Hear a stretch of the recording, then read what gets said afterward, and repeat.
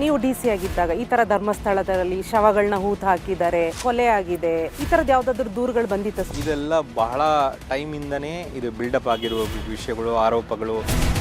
ನಿಮ್ ತರನೇ ಕರ್ನಾಟಕದಲ್ಲಿ ಒಬ್ರು ಅಧಿಕಾರಿಯಾಗಿದ್ರು ಅಣ್ಣಾಮಲೈ ಅವರು ತಮಿಳ್ನಾಡವರೇ. ನಿಮಗೆ ಗೊತ್ತಿದೆ, ಪೊಲೀಸ್ಗೆ ತಲೆಬುರುಡೆ ಈಸಿಯಾಗಿ ಸಿಗುತ್ತದೆ, ತಲೆಬುರುಡೆ ಅವರಿಗೆ ಸಿಗೋದಕ್ಕೆ ಬಹಳ ಚಾನ್ಸ್ ಇದೆ. ಅಂದ್ರೆ ಅಣ್ಣಾಮಲೈ ಇದಾರೆ ಅಂತೀರಾ? ಬಲಪಂಥೀಯರು ಇರೋದೇನೆ ಸಮಾಜ ಒಡೆಯೋಕೆ, ಜನರ ಮಧ್ಯೆ ದ್ವೇಷ ಮೂಡಿಸೋಕೆ. ಜನರ ಮಧ್ಯದಲ್ಲಿ ದ್ವೇಷ ಬರುವುದಕ್ಕೆ ಡೈರೆಕ್ಟ್ ಪಾಲಿಟಿಕ್ಸ್ ಅದು. ಹಾಗಾದ್ರೆ ಎಡಪಂಥೀಯರ ರಾಜಕೀಯ ಏನು? ಎಡಪಂಥೀಯ ರಾಜಕೀಯ ಮೋಸ್ಟ್ಲಿ ಎಸ್ಟಾಬ್ಲಿಷ್ಮೆಂಟ್ಗೆ ವಿರುದ್ಧ ಇರ್ತದೆ. ನಿಮ್ಮನ್ನ ನೀವು ಲೆಫ್ಟಿಸ್ಟ್ ಅಂತ ಹೇಳ್ಕೊತೀರಾ? I am a humanist. Dharmasthala ಕೇಸಲ್ಲೂ ಹಂಗೆ ಅನಿಸ್ತಿದೆಯೇ? ಎತ್ತು ಕಟ್ಟಿದ್ದಾರೆ. ಅಮಾಯಕರಿಗೆ ಎತ್ತು ಕಟ್ಟೋದಕ್ಕಿಂತನೇ ಒಂದು ಗ್ಯಾಂಗ್ ಇರ್ತದೆ ಮೇಡಮ್ ನಮ್ಮ ಸಮಾಜದಲ್ಲಿ. ಈಗ ಯಾರು ಅಮಾಯಕರು? ಈ ಚಿನ್ನಯ್ಯ ಅಂಡ್ ಗ್ಯಾಂಗ್ ಅಮಾಯಕರ? ಇಲ್ಲ, ಜನ ಅಮಾಯಕರು.